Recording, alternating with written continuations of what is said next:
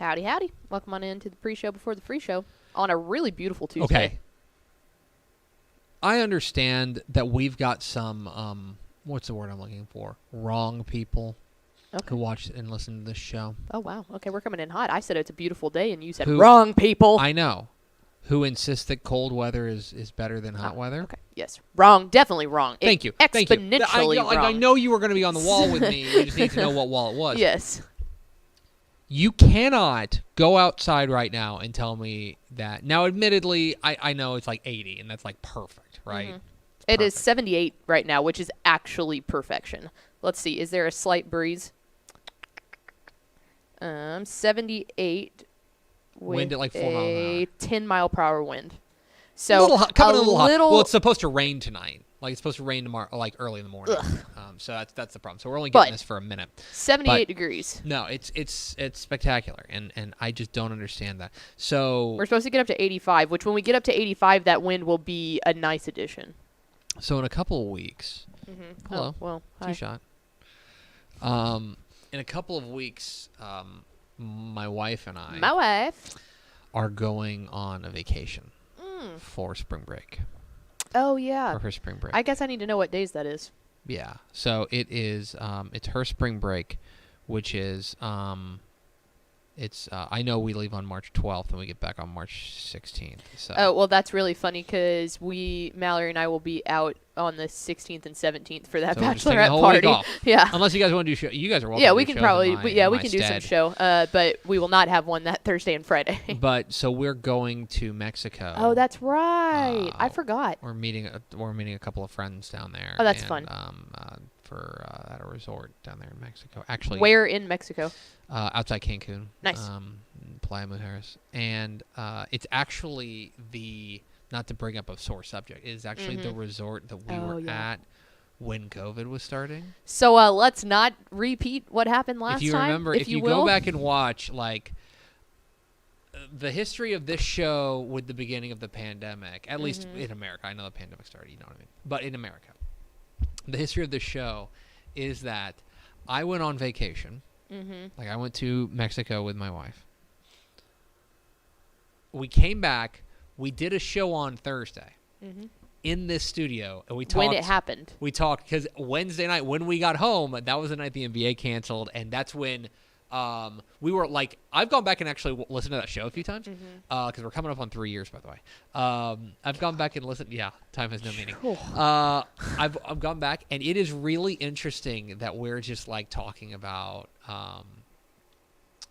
like these college basketball tournaments getting canceled. Well, and I was just going to say, what's funny about that is the scary thing here is I'll be doing like basically the exact same thing I was doing when you were in Mexico, because I worked fundamentally one of the last workable sporting events in the entire nation on that Wednesday, because that Wednesday before we had our final or that show here, I worked 4 games as a sideline reporter for ESPN Plus at the Conference USA basketball tournament, which I will be doing again this year when you're in Mexico. Oh, okay. I'm saying that we're going to be literally reliving what we were doing beforehand. You didn't work it last year?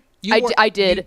Did you work it for was ESPN Plus, or did you work it for Conference USA? Conference USA. You worked it for Conference USA. Got it.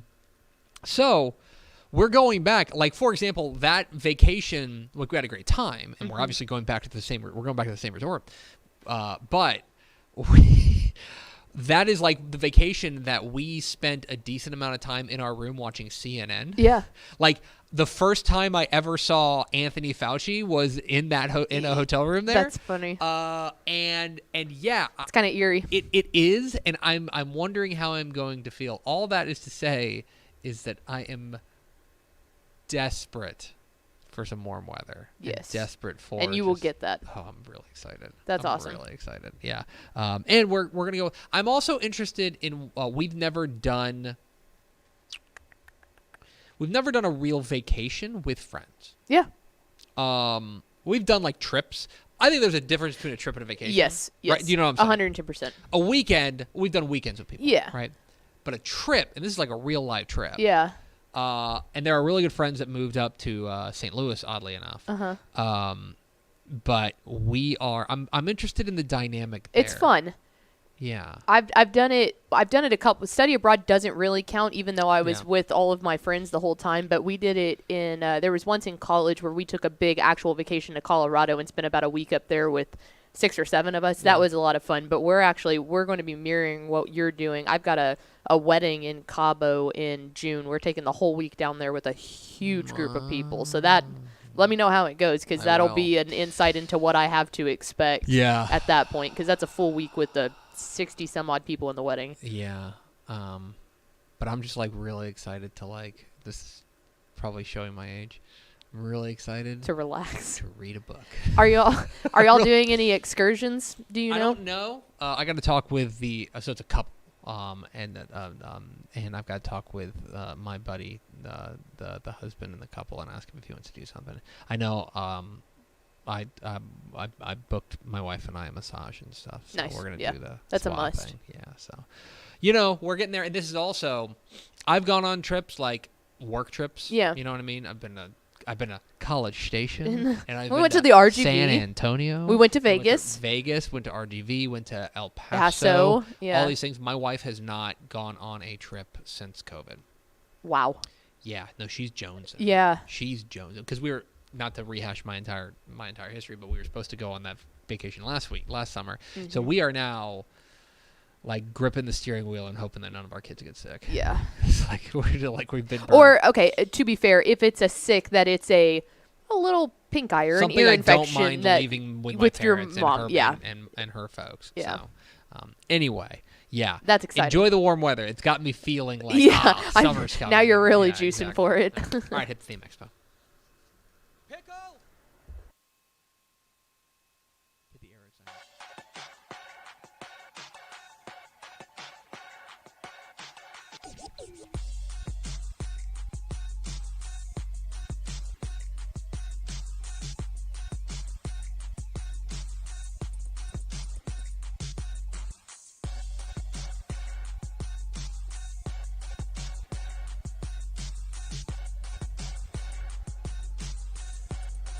Yes, y'all.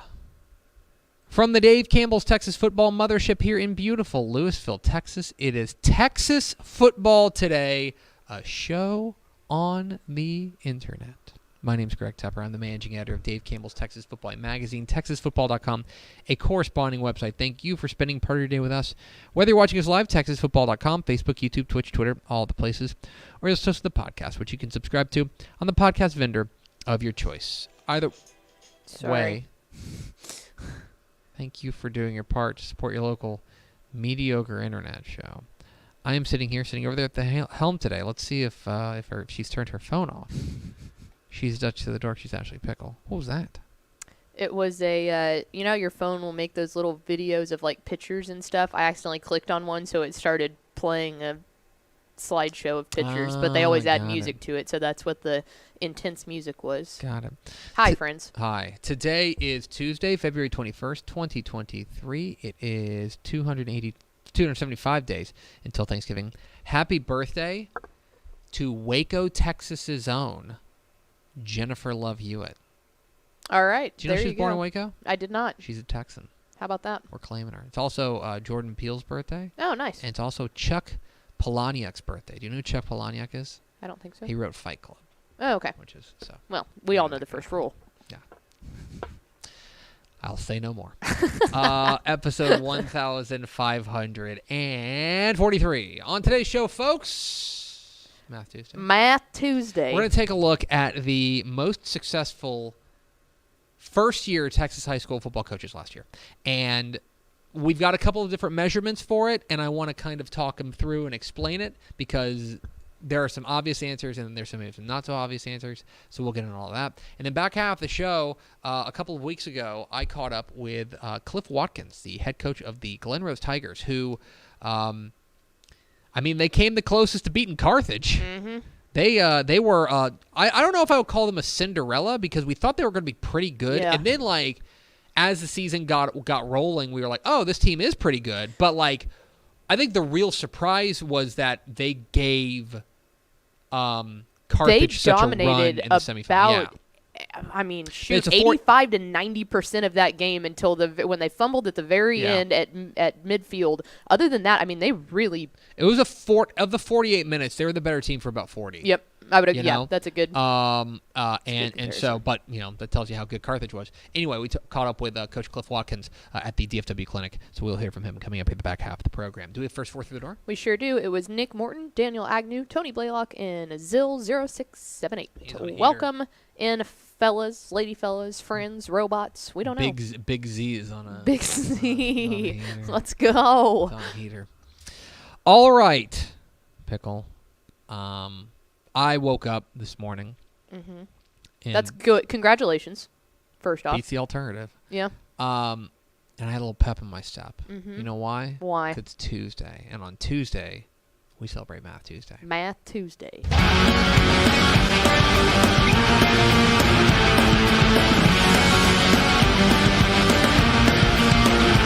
Math Tuesday. It's Math Tuesday here on Texas Football Today. The dumbest thing that we do. That is saying something. Every now and then I like to turn on the sound in my headphones so I can like really get Just amped jam up out for to Math Tuesday. I'm sitting over here just For Math Tuesday. Today, we're going to talk about first-year Texas high school football coaches. all right. So last year, I should have pulled this up. Wow. There were a fair number. Right now, it's coaching change season across the state of Texas. There's a lot of coaching changes that have happened across Texas, and that is not uncommon. This is the time of year where a lot of these decisions come down. In fact, we on TexasFootball.com, Matt Sepp just wrote that Odell James is going to be the next head coach at Aldine Eisenhower. Congratulations to him. He was the quarterbacks coach at Duncanville. He's a Texas high school football legend himself. So you can find all the coaching changes at TexasFootball.com. And we track them, obviously. And last year, there were, I'm not going to be able to count these up in time. There were a lot of coaching changes. Mm-hmm. There were more than 220 coaching changes across the state of Texas. Yeah, and they lasted forever, man. We had them all the way up until like May. Yeah. I think there was even a couple in June. There might have been. And so we track them. And as a result, the great news about that is that we have an opportunity to really take a look at which of these coaches did the best in their first year. Now, I think it's important to lay out here some parameters for what we consider to be the best. Obviously, the best first-year coach in Texas high school football last year was Tyler Beatty. Mm-hmm. That goes without saying. Yeah. He won a state championship. There's not a better thing that you can do. Mm-mm. He reached the mountaintop in his first year. He was, by that metric, the best first-year Texas high school football coach. I don't think that's controversial. No, not at all. But he was also inheriting A really good program. a defending state champion. Yeah. Right?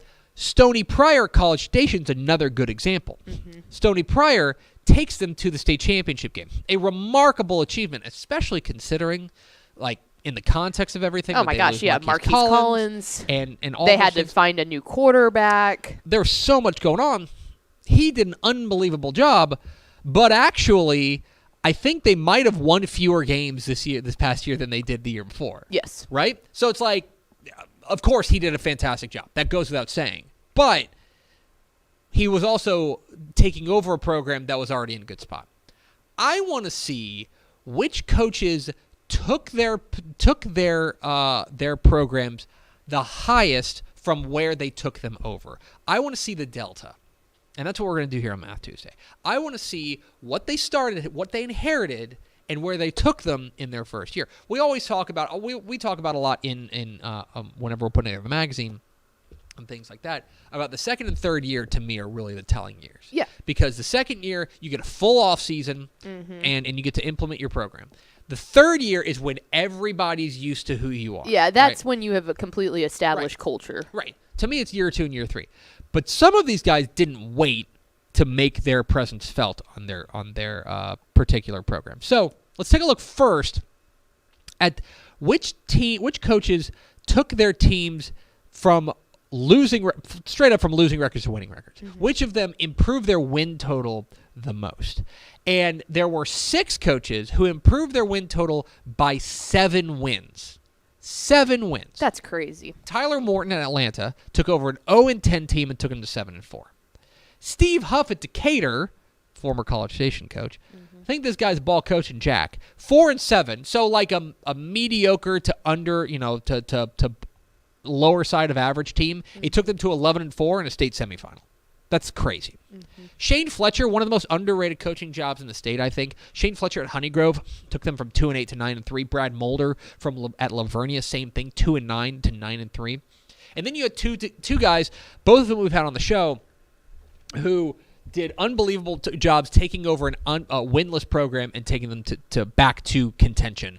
Ruben De Leon at Pearsall, 0-10 to 7-4, and then Brandon Faircloth at Sulphur Springs takes it from 0-10 to 7-4. And especially with those, is you're talking, like with most of these, you're talking about playoff. Like they're going to the playoffs too, which is crazy. That is. And then you had 5 more guys who had 6 win improvements. Craig Horn at Axtell, 2-8 to 8-3. Lance Bryan at Howe did an unbelievable job with a Howe program that, quite frankly, has been down in the dumps for a while. For a long time. They go 0-10 to 6-5. That is a huge, huge leap for them. Courtney Allen at Mesquite Horn did an unbelievable job going from 2-7 to 8-3. And the 6-man ranks. Lee McCown was the best first-year 6-man coach. 2-8 to 8-2, a 6-win improvement. And then Blake Ryder at Santa Fe took a winless team and took them to 6-4. Just unbelievable job there with all these guys. So from this big picture perspective, the overarching view, these were the guys who improved their teams the most. They got them into the win total column. I do think that there's at least a couple of small caveats. One, these teams could change, or maybe personnel may be a little bit better, right, than they were last year. Maybe these teams were really young. They inherited a young team. So that grew the difference between a sophomore quarterback and a junior quarterback is a big step. Yeah, maybe they changed scheme. Maybe they changed scheme. Maybe they changed in a realignment year. They changed districts and they got a more favorable draw.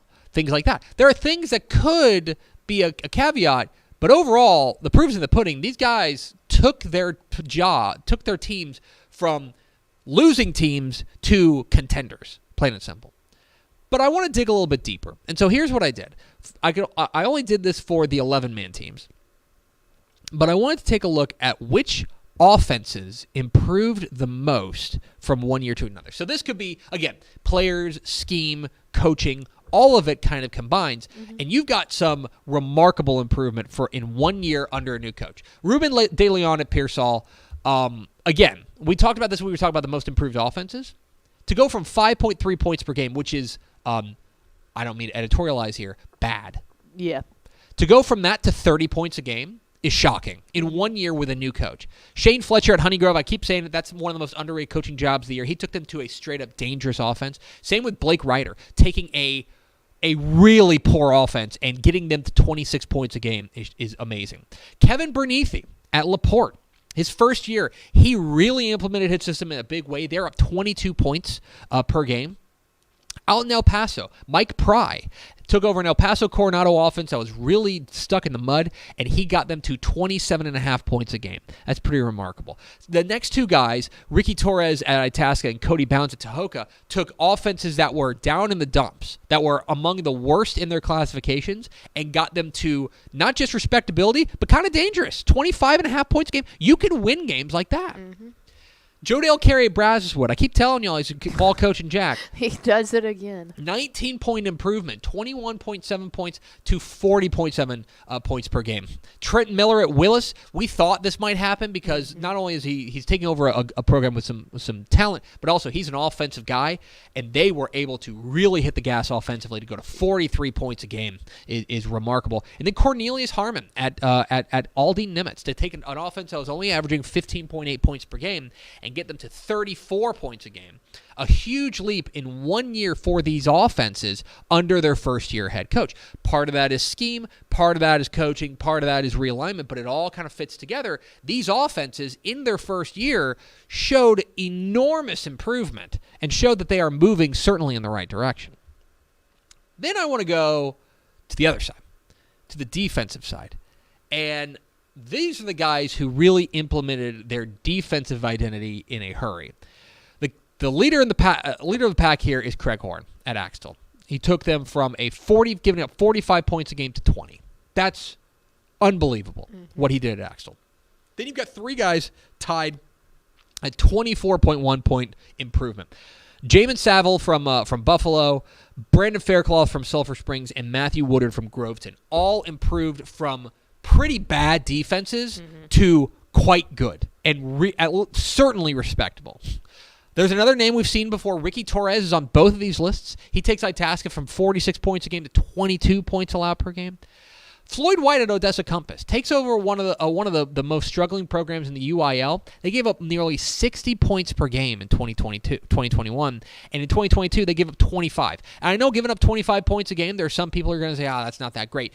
To make that improvement, to improve by 23.8 points per game, allowed per game, is amazing. I mean, you're talking about giving up like 3.5 fewer touchdowns. Yeah. Same thing goes with Ruben De Leon at Pearsall, another name we see for the second time. He goes on there from 46.8 to 23, a 23-point improvement. Lance Bryan's on that name again. Again, taking over a defense that was really down in the dumps and turned them into one you have to reckon with. Great improvement for New Diana under first-year coach Jason Pitts. They improved by 22 points allowed per game. And then Nick Williams out of Booker did an unbelievable job with nearly 20 points better per game on the defensive side. And yeah, there's some crossover here, and I think that you can kind of tie back to that list. Think about the guys that we saw on the win improvement list. Brandon Faircloth was on that list, right? Ruben De Leon was on that list. Shane Fletcher on the offensive side was on that list. Craig Horn on the defensive side was number 1. Yeah. Lance Bryan. Blake Ryder. You are seeing a ton of crossover. You're seeing a ton of crossover, that if you just improve those units, you're going to start seeing it show up in the win total. And so as a result, you've got these guys who have marked amazing improvement and gotten the wheels back on of quite frankly, I mean, I don't mean to bring it up like this, but doing what they were hired to do. Yeah. And doing it that quickly. Yeah, these were all teams that the reason that they were open is because they needed a facelift. It wasn't just most of them were not like a China Spring where it's, they got a bigger and better opportunity to go to the college ranks. Or, longtime head coach Ray Biles has retired. Who's going to come in and do that? These were all programs that needed a facelift. Yeah, these were, again. Which makes it even more challenging. Again, Tyler Beatty and Stoney Pryor did unbelievable job, right, in their first year. That we're not taking anything away from them. But they weren't given rocks and told to turn them into riches. Yeah, they were they took over programs that were already in a really good spot. They just kept shining the diamonds. Yeah, you know? these were guys who took over programs that were really in need of a jolt, and they gave them to them in 1 year, which is pretty remarkable stuff there. Anyway, that's a look at the the best first-year coaches in Texas high school football in 2022. Next week on Math Tuesday. Teasing. Here's a lateral tease. Does home field advantage really matter in Texas high school football? Let's go. I love debating this one. We'll find out. We'll dig into the numbers next week on Math Tuesday. Math Tuesday. We're Texas Football Today. We're here every weekday at noon on TexasFootball.com, talking football in the Lone Star State. You can follow us on Twitter at DCTF, like us on Facebook, Facebook.com/Dave Campbell's. Follow us on Instagram, Instagram.com/Dave Campbell's, and of course, see us at TexasFootball.com. Hope you'll consider going to TexasFootball.com/subscribe to become Dave Campbell's. Dave Campbell's. How long have you worked here? It's 12 years and a couple. I was just fixing to say 12 years next week. Next week, okay, because I knew it was February. It's been Dave Campbell's Texas Football subscriber. 2 magazines a year's worth of exclusive online content at TexasFootball.com, and some exciting changes to our subscription package coming up here in just a little bit. So after we have a meeting on Friday. Meeting on Friday. It's meeting Friday. Oh, it's been meeting year. 2023 is the year of the meetings. I'm convinced. We're gonna have a lot of meetings. That's good. So it's good for you. I should be clear. Yeah. For you, the consumer, if we're having it's meetings, all good things. That means that good things are happening for our consumers, which is what we want. Anyway, we hope you'll go to TexasFootball.com/subscribe to become a Dave Campbell's Texas Football subscriber. Now a word from our friends at VCR Now. Born and bred in Texas hits a little different, as it should. Texas loves doing business with fellow Texans. VCR Now takes its Texas roots as seriously as its many partnerships with schools and universities around the state. It's also why we're so proud to promote our brand in the pages of the Texas Bible, Dave Campbell's Texas Football, and on the airwaves of Texas Football Today. Driven by producing quality broadcast video, state-of-the-art audio, and LED video scoreboards at affordable prices, VCR Now makes sure to listen to your needs in its athletic department before recommending the next best steps. Building great products is our business, and it's our focus on building meaningful long-term partnerships with our clients that sets us apart. From our 24/7, 365-day help desk, the training lab in our hometown of Red Oak, or our sports marketing business plan that puts money back in the hands of our athletic departments we support, VCR Now is built to last. Reach out to us today at info@vcrnow.com or by calling 855-GO-VCR-NOW. Again, that's info@vcrnow.com or by calling 855-GO-VCR-NOW. Pickle, a couple weeks ago, we caught up with the head coach of the Glen Rose Tigers. One of the real surprises of the Texas high school football season, put together one of the most dangerous offenses in Texas with quarterback Hudson White. Caught up with their head coach, Cliff Watkins, at the DFW Coaching Clinic. Here's our conversation with Glen Rose head coach Cliff Watkins on Texas Football Today. Greg Tepper, Dave Campbell's Texas Football and TexasFootball.com, here in Grapevine at the DFW Coaches Clinic with the head coach of the Glen Rose Tigers, Coach Cliff Watkins. Coach, I haven't gotten to talk to you since your season, so first and foremost, congratulations on a fantastic 2022 season. Thank you. It was a fun season, great senior class, did a lot of great things. It was a fun ride. Yeah, so now that some time has passed, obviously you guys make it to the state semifinals, come really within a play of, a whisker of playing for a state championship. Now that some time has passed, how do you assess what you guys were able to do in 2022? It really was an amazing kind of roller coaster. It started out real strong. Quarterback got hurt, missed a few weeks, and team did a great job coming together and finding different ways to win, and then get everybody healthy right at the right time. That's what you got to do. We got healthy at the right time, and going to the playoffs, we were hot and playing really, really well, and we're able to win the region for the first time in Glen Rose history, and then go play Carthage, and it was such a great game, back and forth, and I told my wife, I'm always, anytime after a playoff loss, it's like, remember the family loses, it's like morning. And that Saturday morning, I was, again, sick that we lost and it was over, but so proud of the way our kids played. Just, they couldn't have played any better, and just really proud of everything that they were able to accomplish this season. You guys, I want to talk a lot about your offense because your offense was unbelievable. And let's start with QB1. Hudson White was, maybe the best quarterback in the state by the time you guys roll into the state semifinals. You're the guy who got to see him every day in practice. What is it about him that sets him apart, that makes him special? Just great high school quarterback, but just an unbelievable young man, great leader, great kid that everybody loves. Everybody wants to rally around him, and just an unbelievable competitor. When the lights came on and it was our biggest game, he was going to play his best. And that was the best thing about him. And when we got to a big game or something bad went happen, everybody was going to look at him. What's Hudson doing? Well, Hudson was ready to go compete, and he was a great young man to be able to coach, a fun guy. But you want it for great kids like that. He was a great kid, great quarterback, but he's going to do great things in life because of the person he is. But it was far from just him. Obviously, he was very important, but your whole offense was one of the most dynamic and explosive in the state. When did you kind of figure out that, okay, maybe this attack has a chance to do something special? Right. Our offensive line was phenomenal, and we started 5 seniors, and 4 of those guys were 3-year starters. And so anytime you have that much back on an offensive line, you got a chance to do some good things. And Hudson came along and was a lot better passer this year, but not only him, our receivers made some phenomenal plays, and the difference us in 2022 than 2021 was we're able to make the big plays in the pass game. In 2021 we lose in double overtime to Pleasant Grove because we weren't able to make the plays in the pass game when we needed to. And in 2022, we're able to do that. And like you said, it was yes, Hudson and his offensive line, but it was because we were able to be a balanced attack. We're able to run the ball. We're able to make the deep plays in the passing game, and able to do a lot of different things. So it took everyone, and everyone was involved, and it was a fun group to coach. So now heading into the offseason, do you sense that last year is a motivator, is fuel, is kind of proof of concept for these guys going in to get you guys over the top in 2023? I do. Guys were already obviously back to work and right in the middle of off season. But what we were able to do with that class and those guys, now just those younger guys are hungry to do that again.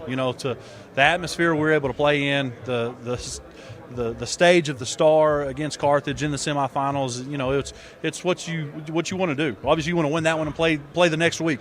But now all of our kids, the younger kids, got a taste of that, and they want it, and so they're going to go to work and show up next year to prove a point that it wasn't just a one-year deal, that we are a team to beat every single year. Coach, congratulations on a great year and best luck next year. Thank you, appreciate it.